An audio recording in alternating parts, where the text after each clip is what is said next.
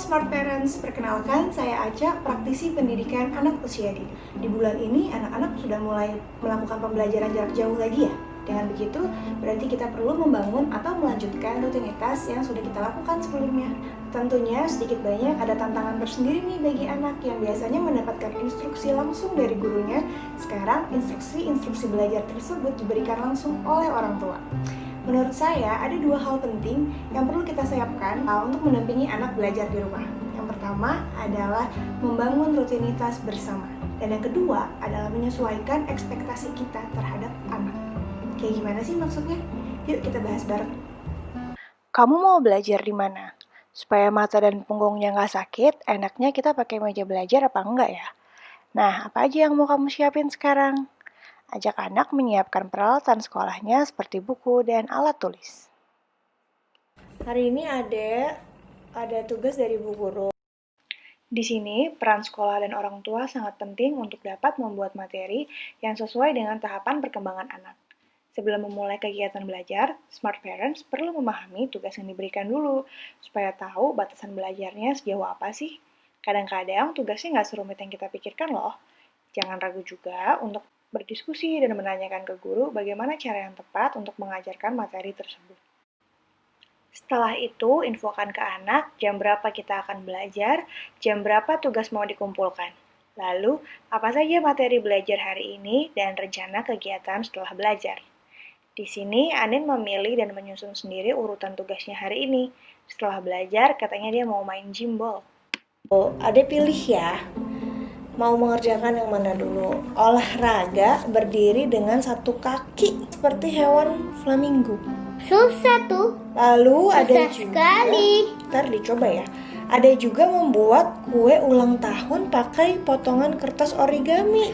Terus yang ketiga ada menebalkan huruf A, I, U, E, O. Nah, mana dulu yang ada pengen? Satu, berdiri dengan satu kaki. Berdiri. Bangau. Berdiri dulu. deh. Oke, yang kedua apa? Tanya yang susah-susah dulu. Gunakan petunjuk visual untuk mengetahui susunan kegiatan hari ini, sehingga anak-anak paham di mana posisi dia sekarang, sejauh mana dia berhasil mengerjakan tugas, dan berapa kegiatan lagi yang mau diselesaikannya. Yang kedua, habis itu ada yang ingin membuat kue ulang tahun atau huruf A, I, U, E, O. A, I, U, E, O. Yang ketiga berarti membuat kue Kue ulang tahun. pakai origami. Kalau sudah seperti biasa di checklist. Siap?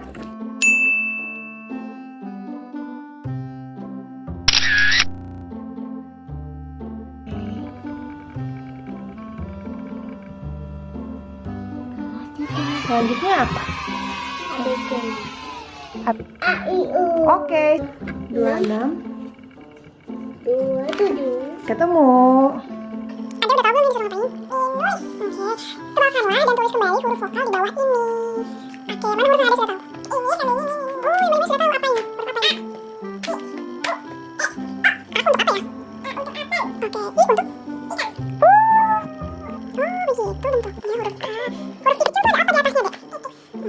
Berat. Ternyata sudah mau selesai. Kalau Anin fokus, tugasnya jadi cepat selesai atau lama selesainya?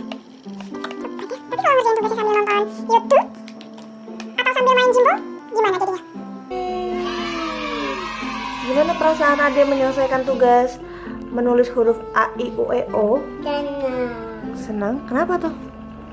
Karena apa? Sudah bisa, Adek suka, atau karena Adek berhasil fokus? Kue ulang tahunnya diapain ya? Yuk kita cek nih. Nomor 3, hijau. Itu kira-kira buah apa ya yang ada di atas kue tar? Kita bisa kasih checklist, betul. Yes, kita lihat huruf depannya apa. Jadi adik nanti tahu nih, kira-kira kita butuh menempel warna apa. Kue enak buatan Ibu Anin. Anin lagi belajar untuk memotong menjepit kertas menjadi kecil-kecil, tidak panjang-panjang atau terlalu lebar. Ini bagus loh melatih tangan Anin. Oke, udah jadi. Kalau ulang tahun buatan Anin, 1, 2, 3, 4 itu huruf atau angka? Kalau itu huruf atau angka? Huruf. Oke.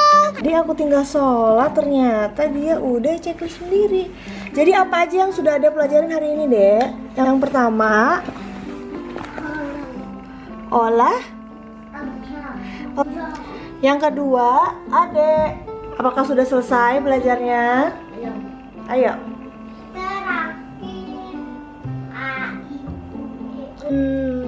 A, I, U, E, O-nya diapain tadi?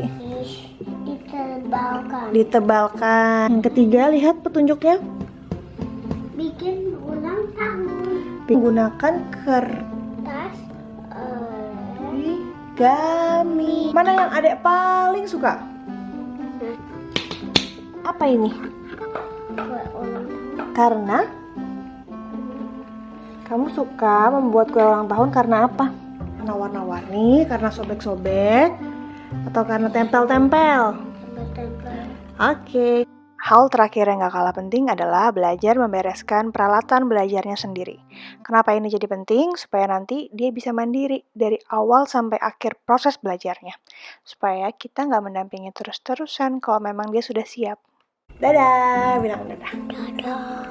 Nah, berikut adalah kesimpulan dari hal-hal yang sudah kita bicarakan. Ya, satu hal lagi nih yang juga gak kalah pentingnya, yaitu kita perlu banget memberikan waktu istirahat ke anak-anak pada saat sedang belajar.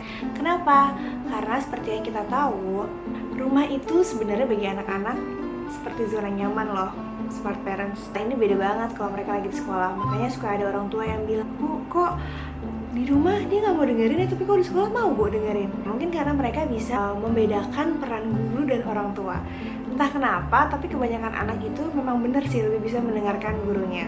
Mereka mungkin melihat orang tua di rumah itu sebagai mama papa yang suka menemani bermain, makan, mandi, yang sifatnya lebih fun-fun. Jadi ketika di era new normal ini mereka perlu beradaptasi bahwa sekarang mama papanya yang akan mengajarkan mereka, ya mereka perlu waktu untuk menyesuaikan diri. Rumah juga biasanya kan banyak distraksi ya, ada TV yang lagi nyala, mainan, atau adik. Nah, itu hal-hal yang perlu kita maklumi. Menurut penelitian, rentang fokus anak usia dini di atas umur 3 tahun adalah 3 kali lipat dari umurnya. Misalnya seorang anak yang berumur 5 tahun, 3 kali lipat dari umurnya adalah 15. Berarti rentang fokus yang bisa kita harapkan dari dia adalah 15 menit. Itu pun nggak harus dalam satu waktu, kita bisa memecah jadi beberapa sesi, sehingga jadi penting kan untuk masukin jam istirahat di tengah-tengah itu. Kelihatan kok, misalnya dia udah mulai kayak ngantuk, garuk-garuk kepala, mulai tiduran di lantai, tawarkan aja waktu istirahat untuknya, dan nanti lanjut lagi deh belajarnya. Last but not least, ternyata bukan cuma anak aja yang perlu kita siapkan nih, tapi orang tua juga loh. Saya pernah mengajar adik saya dalam keadaan yang lagi capek. Jadi udah kebayang proses belajarnya itu saya nggak sabaran. Terus adik saya juga jadi yang kayak, lah ini kenapa baca jadi agak ngomel gini ya. Nah, sehingga proses belajarnya jadi kerasa emang jadi kurang enak dan nggak berkesan kayak biasanya. Jadi pastikan kita dalam kondisi yang sehat, siap, sehingga proses belajarnya bisa lebih menyenangkan dan berkesan untuk kedua belah pihak, bukannya malah jadi traumatik ya. Sekian dulu video dari saya. Jangan lupa di subscribe dan di share apabila Smart Parents merasa kayaknya informasi ini juga perlu nih didengar sama teman-teman Smart Parents lainnya. Semoga kegiatan belajar di rumah menyenangkan ya.